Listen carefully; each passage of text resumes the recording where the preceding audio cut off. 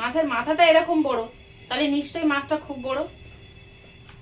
বেশ অনেকগুলো পিস হয়েছে।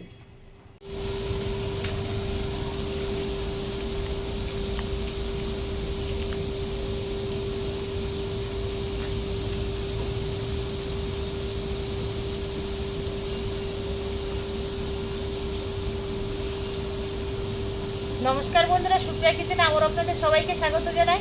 বন্ধুরা, এখানে একটা বেগুন গাছ হয়েছে, দানা কিভাবে পাখিতে খেয়ে এনে ফেলেছে না কি কারণে হয়তো পড়েছে, একটাই বেগুন গাছ হয়েছে, ভালো বেগুন হয়েছে এর মধ্যে।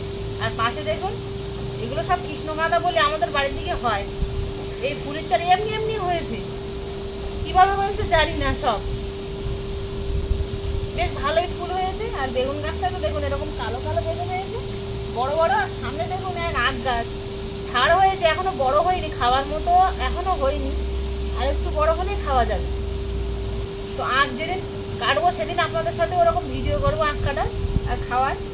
এখন এই বেগুন তুলে নেব, একটা দুটো একটা তিনটে, আর জালিও পড়েছে দেখুন, এরকম ছোট ছোট ছোট ছোট জালি পড়েছে।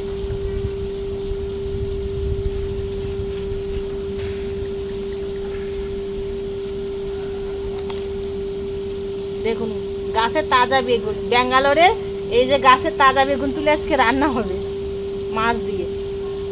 প্লিজ প্লিজ বন্ধুরা, আপনারা পুরো ভিডিওটা প্রথমের থেকে শেষ পর্যন্ত দেখবেন আর আমার পাশে থাকবেন।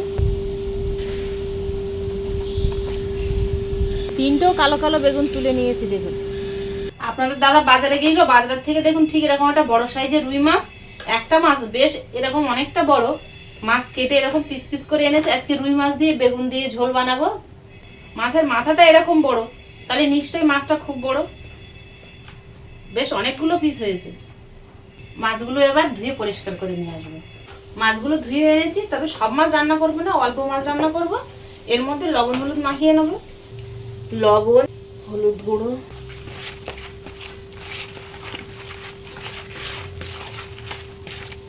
হিটার ধরিয়ে দিয়েছি, গরম হয়ে গেছে। মাছ ভাজার জন্য সাদা তেল দিয়ে দেবো।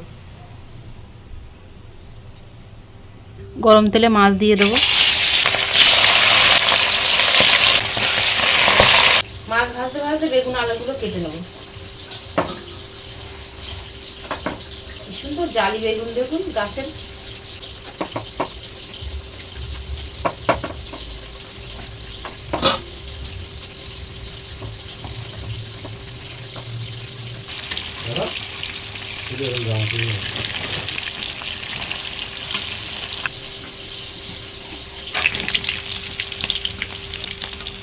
মাছগুলো এরকম লাল করে ভেজে নিয়েছি, তুলে নেব। মাছগুলো সব ভাজা হয়ে গেছে দেখুন, এক থালা মাছ। মাছ ভাজার তেল কিছুটা তুলে রেখে দিয়েছি। বাকি তেলের মধ্যেই কাঁচা লঙ্কা কুচি, পেঁয়াজ কুচি আর রসুন এরকম অর্ধেক থেঁতো করে নিয়েছি, দিয়ে দেবো।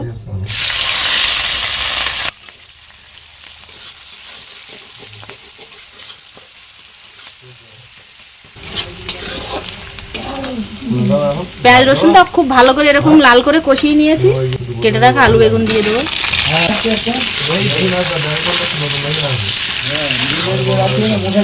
আলু আর বেগুনটা মিনিট 2-3 এরকম লাল করে ভেজে নিয়েছি। লবণ হলুদ গুঁড়ো লঙ্কার গুঁড়ো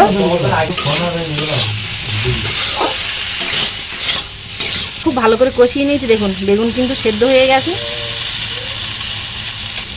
আলুটাও দেখুন 50% সেদ্ধ হয়ে গেছে। জল দিয়ে দেবো।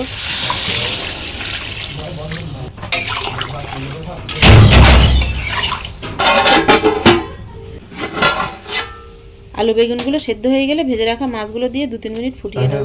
ঝোলটা ফুটে ফুটে কিন্তু দেখুন এরকম ঠিক গায়ে গায়ে হয়ে গেছে। দিয়ে দেবো জিরের গুঁড়ো, ধনের গুঁড়ো, 2 মিনিট চাপা দিয়ে ফুটিয়ে নেব।